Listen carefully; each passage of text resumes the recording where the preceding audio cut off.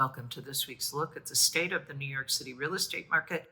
This is for the week of July 29th to August 4th. Wow. August? Already? How did that happen? Okay, well, we're going to look at the luxury market, the Manhattan market, and the Brooklyn market. Then I'm going to wrap it up, give you my thoughts, my recommendations. If you are an active buyer or seller, you're definitely going to want to stick around for the end of this report. You're going to need this information. This is a market that is not easy to navigate. It never is, but it is particularly tricky these days.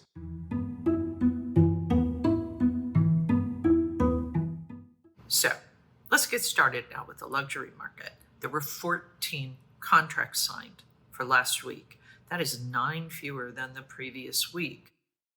Is that terrible? Well, we are in the middle of the summer. Actually, not so much middle. We're kind of moving into August now. So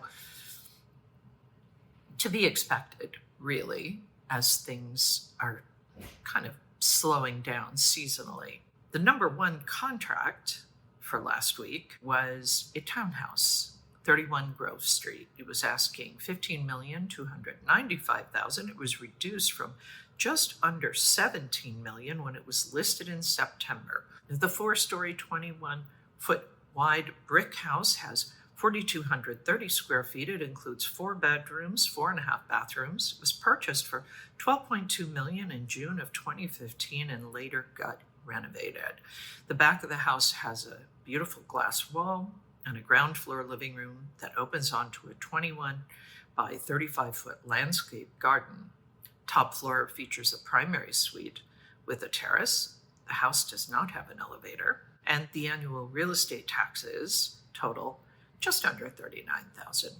The number 2 contract was a townhouse, also at 10 East 82nd Street, asking $11,500,000. It was reduced from $12,500,000 when it was listed in October. The 5-story, 19.5 wide foot house has 5,737 square feet, includes 6 bedrooms, 5 bathrooms, 2 powder rooms, and an elevator. Ceiling heights are over 12 feet. The entire house does need to be renovated. These annual real estate taxes total almost $124,000.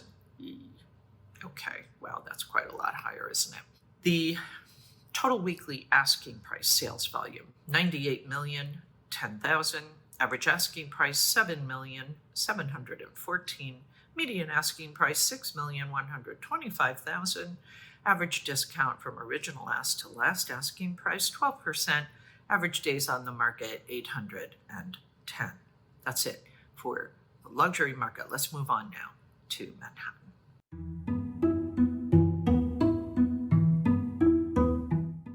186 properties came on the market last week. That is down just under 1%. Contracts signed, 222. That is up a little over 12%. Off-market properties really jumped 106% for the week, 377.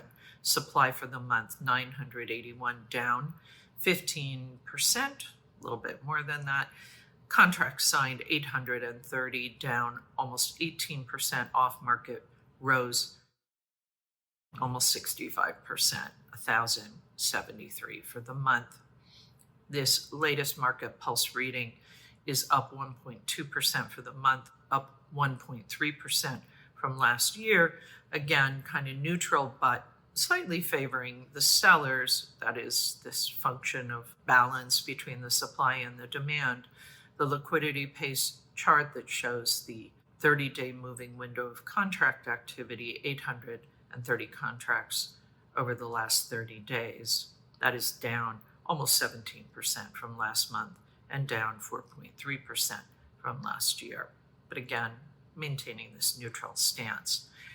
Sometimes I fill you in on the rental market as well, and the Manhattan rents are holding steady at highs. The median rent for July came in at $4,500 again, the 4th straight month at this level. Leasing activity outpacing listing activity. Prices could really pop in August. That's it for Manhattan. Post your questions below. Reach out to me at Sotheby's as I continue to say to you, I am never too busy for your real estate questions or problems or puzzles. Doesn't matter how big or small. Feel free to reach out to me.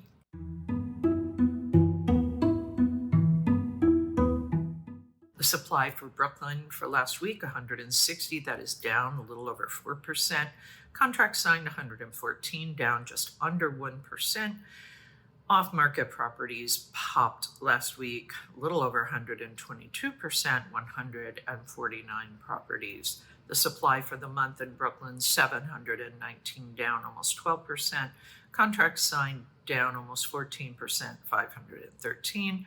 Off-market properties rose a little over 35%, 376.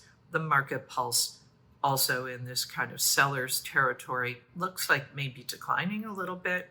It shows that it's up 1.2% from last month and down just under 1% from last year.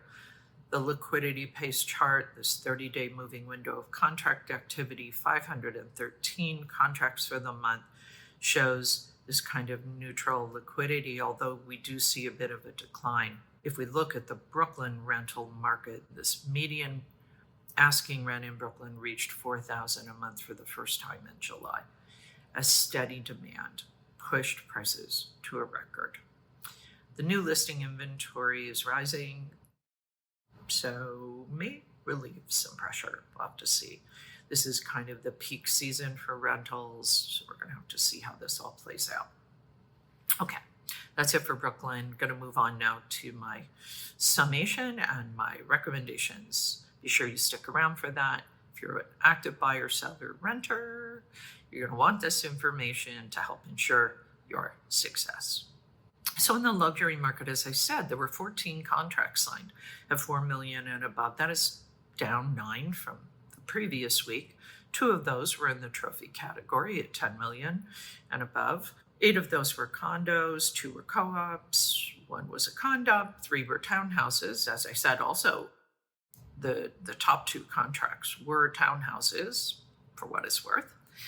8 of those were uptown, 6 were downtown. So we're kind of seeing kind of an appetite in terms of the buyers, equally uptown, equally downtown, essentially. And as I have often said, this is largely a cash market.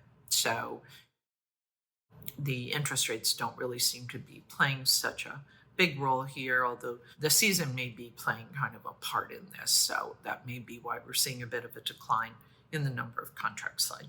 So the conditions in Manhattan and Brooklyn largely the same now.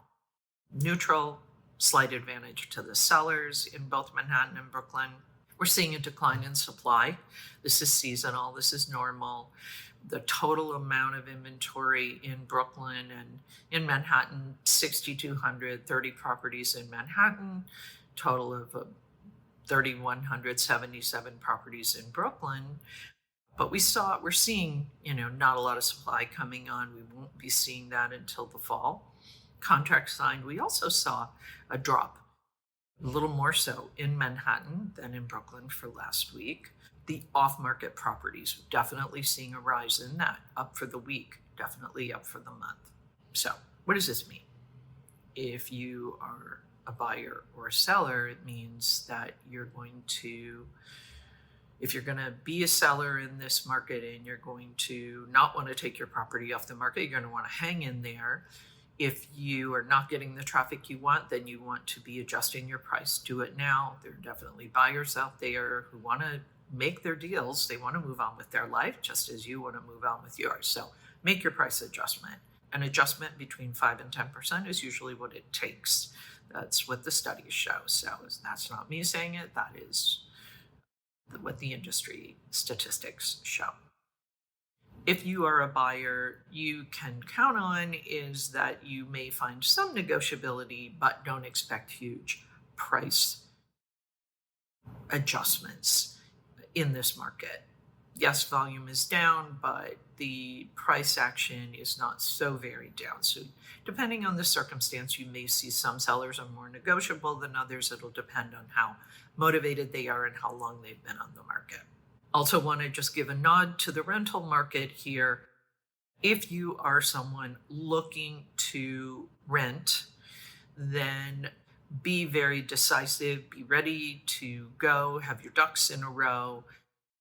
This is a tight market. This is not going to be a market where you may have a lot of choices. Sounds like maybe there's a little more inventory in Brooklyn coming on, so maybe you'll have a little more choice there. But in any event, you're going to pay a lot for it. So this is a tough market for renters in Manhattan and in Brooklyn. Okay. Any questions? Reach out to me below. Sotheby's, you know what to do. Again, I'm never too busy for your real estate questions. Never too busy to help you. So let me know if you have any questions, problems, puzzles. Happy to help. As always, my thanks to the Olshan Luxury Report and to Urban Digs. The work they do helps me to help you to make great decisions. I'll be back next week with the very latest news about the New York City real estate market. In the meantime, take care.